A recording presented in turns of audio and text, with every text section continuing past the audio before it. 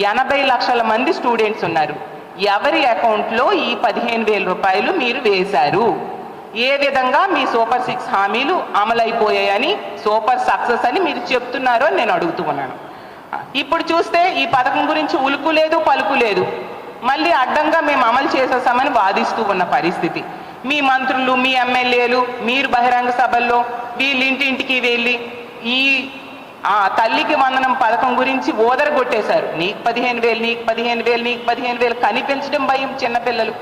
ఇంత ఘోరంగా ప్రజల్ని, చదువుకునే పిల్లల్ని మోసం చేశారు. అలాగే నిరుద్యోగులకి 20 లక్షలు ఉద్యోగాలు ఇస్తాం, లేకపోతే నిరుద్యోగులకి 3,000 రూపాయలు నిరుద్యోగ భృతి ఇస్తామన్నారు. ఎన్ని ఉద్యోగాలు ఇచ్చారు? ఎంతమందికి నిరుద్యోగ భృతి మీరు ఇస్తున్నారు? జగనన్న చక్కగా డిఎస్సి అనౌన్స్మెంట్ చేస్తే దాన్ని క్యాన్సిల్ చేసి మీరు ఏదో 16,000 మందికి డిఎస్సి ఇస్తామని చెప్పారు. నవంబర్ 5వ తేదీ నోటిఫికేషన్ అన్నారు. నవంబర్ అయిపోయింది, డిసెంబర్ అయిపోయింది, జనవరి కూడా వచ్చేసింది. ఏది డిఎస్సి నోటిఫికేషన్? ఉద్యోగాలు ఎక్కడ? 20 లక్షల ఉద్యోగాలు అంటే 4 లక్షల సంవత్సరానికి ఉండాలి. ఏవా ఉద్యోగాలు? ఎంతమందికి మీరు 3,000 రూపాయలు ఇస్తూ ఉన్నారో నేను అడుగుతూ ఉన్నాను. గత ప్రభుత్వంలో జగనన్న ముఖ్యమంత్రి అయిన 7 నెలల్లో 1,25,000కు పైగా గ్రామ వార్డు సచివాలయ ఉద్యోగుల్ని, ప్రభుత్వ ఉద్యోగుల్ని జగనన్న ఇవ్వడం జరిగింది.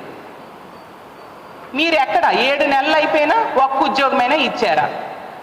ఆ పైన జగన్మోహన్ రెడ్డి గారు 2,60,000 మంది వాలంటీర్లకి ఒక భృతి ఇచ్చి 5,000 రూపాయలతో వాళ్ళకి ఉపాధి కల్పిస్తే ఈరోజు వాళ్ళందరికీ ఉపాధి లేకుండా చేశారు. ఎన్నికల టైంలో చిచిచి 5,000 ఎందుకు, 10,000 ఇస్తాం మేమనేసి ఆ వాలంటీర్స్ అందరికీ మభ్యపెట్టి ఈరోజు కనీసం 10 రూపాయలు కూడా వాళ్ళకి ఇవ్వకుండా, కనీసం ఉద్యోగాలు కూడా లేకుండా చేసి వాళ్ళు రోడ్డును పడేట్టుగా ఈ కూటమి ప్రభుత్వం ప్రవర్తిస్తూ ఉన్న పరిస్థితి ఈ రాష్ట్ర ప్రజలందరూ కూడా గమనిస్తూ ఉన్నారు.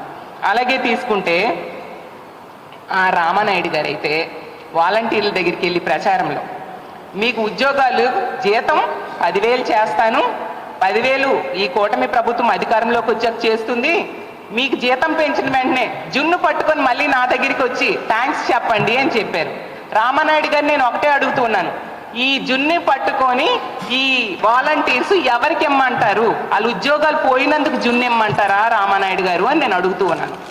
అలాగే ప్రతి దగ్గర కూడా ఉద్యోగస్తులకి ఎంత నెట్ట నిలువుగా మోసం చేశారంటే వాళ్ళకు ఒక డిఏ లేదు, పిఆర్సి కమిషన్ లేదు, ఐఆర్ లేదు, ఇవన్నీ ఇస్తామని చెప్పారే.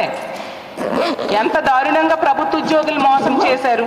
జగనన్న అయితే చక్కగా 27% ఐఆర్ ఇచ్చారు.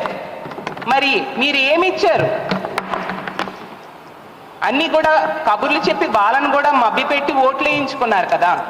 ఇప్పుడు ఇవేవి వాళ్ళకి లేకుండా చేసిన పరిస్థితి మీరు కల్పించారు కదా. ఈరోజు ఉద్యోగుల పరిస్థితి ఎంత దారుణంగా ఉందంటే ఈ తెలుగుదేశం పార్టీ నాయకులు వాళ్ళని కొడుతున్నారు, తిడుతున్నారు, ఉద్యోగుల్ని కేసులు పెడుతున్నారు. అసలు జైల్లో ఉద్యోగులకైతే బట్టలు విప్పి తనిఖీలు చేయిస్తున్నారంట. ఎంత దారుణంగా ఉద్యోగుల పరిస్థితి ఈరోజు ఈ రాష్ట్రంలో ఉంది. ఇంకో ముఖ్యమైన పథకం 3 గ్యాస్ సిలిండర్స్ ఇస్తామని చెప్పారు. మొన్ననే మేము కౌన్సిల్లో నాదెండ్ల మనోహర్ గారి ద్వారా అతని నోటితోనే చెప్పించడం జరిగింది. కేవలం 895 కోట్లు మాత్రమే రిలీజ్ చేయడం జరిగింది బడ్జెట్లో. అది కూడా ఒక్క సిలిండర్ కూడా ఫుల్గా ఇప్పుడు ఉన్నారు ఎంతమంది ఎల్పిజి గ్యాస్ సిలిండర్స్ కనెక్షన్స్? 1,55,00,000 మంది ఉన్నారు. అందులో తెల్ల కార్డు ఉన్న వాళ్ళు 1,48,00,000 మంది ఉన్నారు. ఒక్క సిలిండర్ మొత్తం ఈ 1,48,00,000 మందికి ఇవ్వడానికి కూడా ఈ 895 కోట్లు సరిపోని పరిస్థితి. అంటే మొదటి సంవత్సరమే ఈ ఉచిత గ్యాస్ సిలిండర్స్ విషయంలో ప్రజల్ని మోసం చేశారు అనేది తేటతెల్లమైపోయింది. అలాగే మద్యం, గంజాయి గత 7 నెలల కాలంలో మనం చూస్తూ ఉన్నాము. మద్యం ఏరులై పారుతూ ఉంది.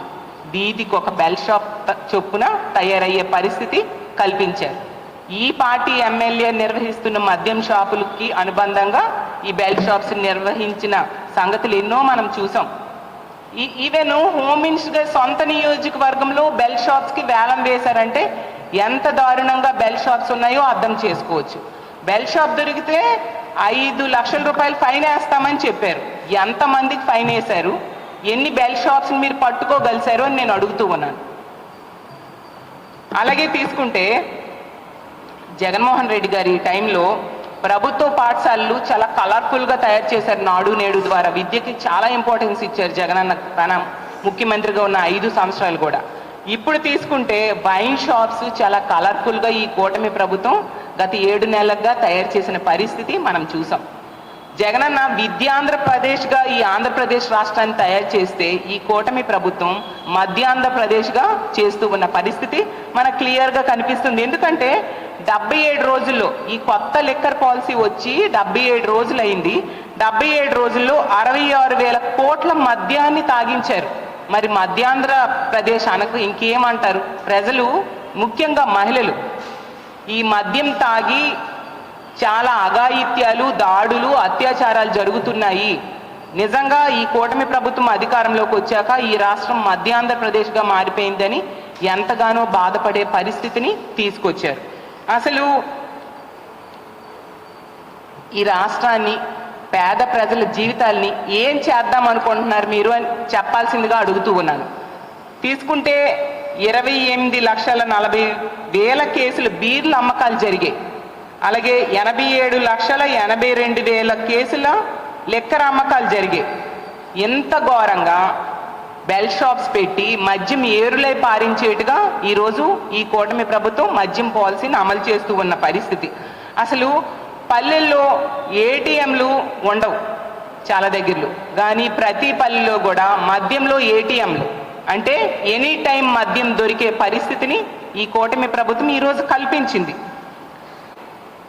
అలాగే